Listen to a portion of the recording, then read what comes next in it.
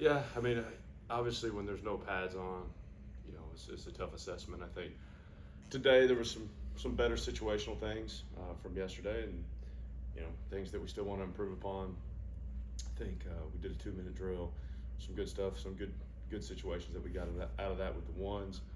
Uh, but like anything in camp, we got stuff we got to improve on, and we've got thinking about this the other day. I mean, I believe we only have one guy coming back that started every single game last year. In Isaiah. So now we have a lot of guys that played meaningful snaps. So it's a whole new team, it's a whole new defense, and a big time challenge for our staff to be able to rise up and hold our guys to the standard that we want to play and represent this university with. So long way to go, very much so an unfinished product. Undecided who's going to start and being the two deep at a ton of positions on defense right now. But I think I think we had guys really push through the heat today. I thought the first day we kind of wilted a little bit and challenged them, and I thought they were out there working pretty humid practices to start camp. So tomorrow in pads will be very telling as first day in pads and kind of see where we're at and go from there. Last year you had a lot of new pieces, especially on the D line. Can that serve almost as a model to do it again and rebuild the defense like you did? Well, yeah, I think there's not enough credit given to the assistant coaches on this staff. I think when you're in the role that I'm in, you get a lot of credit and you get the blame too. But you have to look at our staff. I think at some point in today's day and age where there are more moving pieces amongst units with the transfer portal. There has to be a lot of credit given to the staff that we have that can continuously bring guys in and coach and develop them. There are coaches that recruit at a high level, but can't coach a lick, and then there are coaches that can recruit and can develop. And I think we're very blessed. I'm very blessed to work with what I believe is arguably the best defensive staff in the country, and I really do believe that as far as technique, details, fundamentals, and we're going to need that with a bunch of new guys. Really you kind of are talking about Coach Tibbs and the development that he's done with our D-line. When you look at the success that he's had with guys coming here in the past, getting developed, and then going on to play, at a high level and or on Sundays. And so, between him and Coach Dunham up front this season, it's going to be huge, being able to develop the guys that we've brought in. Same thing with Coach Crum with, a couple new linebackers and trying to get them ready, as well as bringing, the guys that haven't played as much along to the development level that we need them.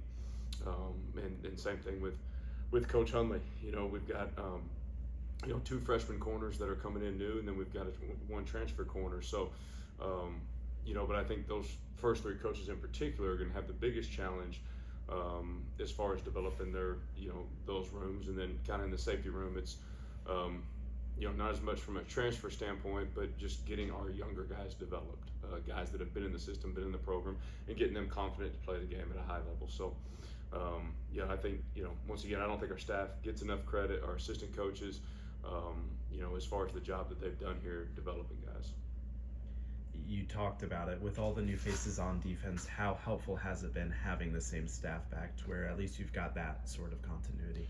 Yeah, I mean it's huge. I mean I think it speaks large volumes to our head coach, number one, and the fact that we all love coming to work every single day. Working at a university that, we have a lot of pride in what we've built here and what we want to continue to build here. If you don't have that culture, I don't think we have that continuity. And so, I got to give the credit to, the leadership at our university, to Coach Lashley, and how, just he treats our staff, and how, the way in which he goes about doing things makes us want to be here, makes us want to stay here, makes us want to raise our families here. I think in today's day and age, there's a big knock on college coaches that, the players leave, they'll just leave for the next job. But, when you got something good, like, the grass isn't always greener. And, I think it's important that money doesn't define every decision. But, man, when you're happy and you're with good people and in a good place, then, count your blessings. So, I think it starts with him. And, yeah, it is very, to your point, does make it a lot easier as a staff when we don't have to go through day one install as a whole defensive staff, over and over again. We put up the install schedule, everybody know what to do. Yes, we've done it, 3 years, going on 3 years in a row without a staff change. And then I think off of that, probably doesn't get enough credit with that is like we have a lot of analysts that have come back that are extremely helpful with, you know, Coach Ori with our linebackers. Coach Messer rejoined us coming back from Indiana. You know, he made a decision to leave and realized this is where I want to be and wanted to come back, and he was obviously with me at Liberty. Coach Bonnie's been here, you know, now off and on going on 3 years. So when you look at those guys in those roles, there's also continuity for them. You know, like for me with the safeties, like, yes, I'm the safeties coach, but Coach Bones does a ton as far as coaching the safeties, meeting with the safeties, helping me juggle those roles. And so he's as much the safeties coach as I am. So like when you have all that continuity, not just full-time, but also analysts and everything else, that does make it a lot easier. Now, ultimately, we want those guys to grow, develop, and get out of those roles, you know, at some point in their career. But for us as a staff, for me, it does make my job a lot easier. When you look at what Isaiah did this summer on the field or in summer workouts, and then away from the field with what he does in the community, just can you kind of share what your thoughts are on him and his development as a person and a player? Yeah, I think, you know, as a coach, it's oftentimes you don't, you know, you're just coaching guys and you're going through it and you're in the, you know, for me, I can get so tunnel vision on certain things, and then, you know, sometimes you don't get to sit back and just appreciate everything in the time, you know. And I speak like on Jonathan McGill, who's now out here, you know, being around the guys, volunteering, just trying to figure out what's next. And you know, I'd loved at the time having them in the meeting room, but it's not until you don't have them in the meeting room that you're like, man, it was really good to have, you know, that Coach McGill in the meeting room and some of the things that he would bring to the table. And so, you know, like when you speak on Isaiah, I mean, it's just what he means to this community, what he means to, you know, where he grew up, and just our journey together, I guess, in the time that I've been here is nothing short of remarkable. I mean, you know, you want to talk a guy that, you know, went through adversity from injuries to, you know, not being elevated on the depth chart, and, you know, decided to stick it out, persevere. You know, like it's just an awesome story, and I'm excited to see what he's going to do, you know, his senior year on the field, and I'm excited for his future and what lies ahead for him. But I know this: whenever football does end, you know, he's going to be extremely successful.